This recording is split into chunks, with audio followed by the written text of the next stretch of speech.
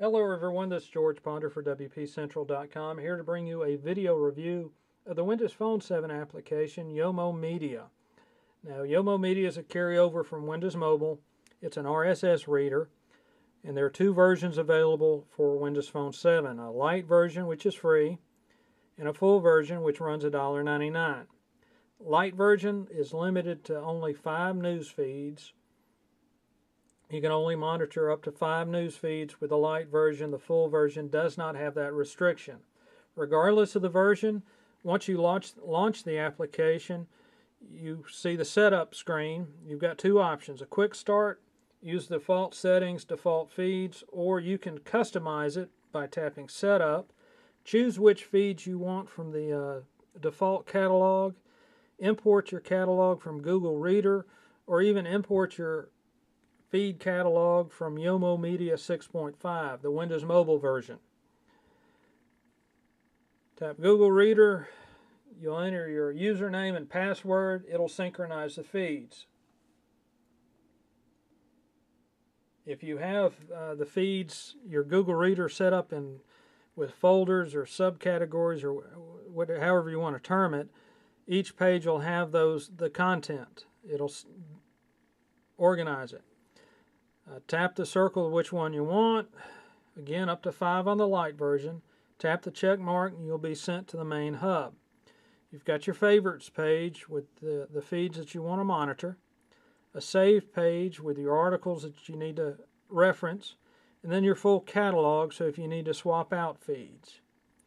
From the catalogs page, you have your settings. You can change your catalog source, automatically update favorites on startup, download media under the lock screen, and show the startup screen or the setup screen whenever you launch.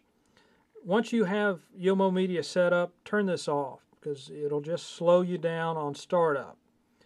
You also have a visual settings. You can change the background. There are 8 different backgrounds to choose from, and then your font size. To look at an individual feed, tap on the title. From your feed view, you can navigate through your different news feeds with the arrows or touch swipe. Arrows seem to work a little bit better. To read an article, just tap on the headline. It'll pull up your full article. From the article view, you can save the article, email the article, check the feed details, access your help, and change your fonts. You can also share the article through Facebook and Twitter, and with the light version, each time you share, you have to enter your login information.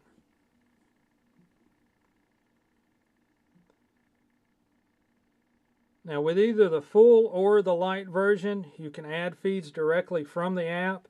Just enter a keyword or enter the feed URL. It'll show the results. Do one real quick. Pop photo.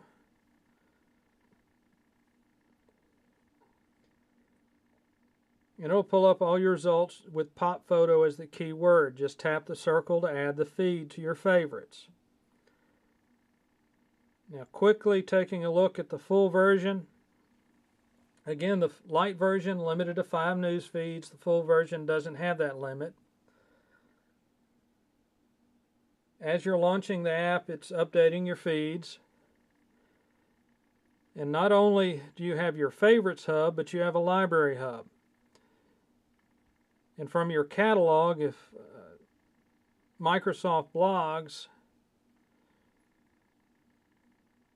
I select multiple feeds off it, tap it once, you get a file folder. That will create that folder reference in your library page under Microsoft Blogs.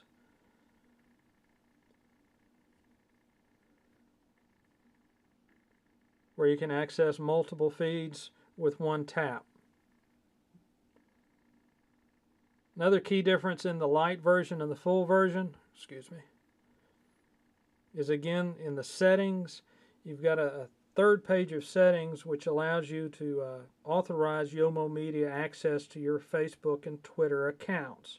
Saves you a little time if you do a lot of sharing.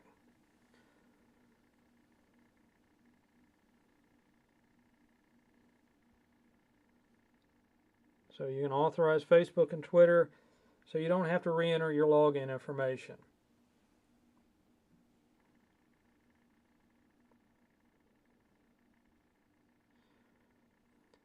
Yomomedia's got a very clean appearance, easy to navigate. It ran smoothly.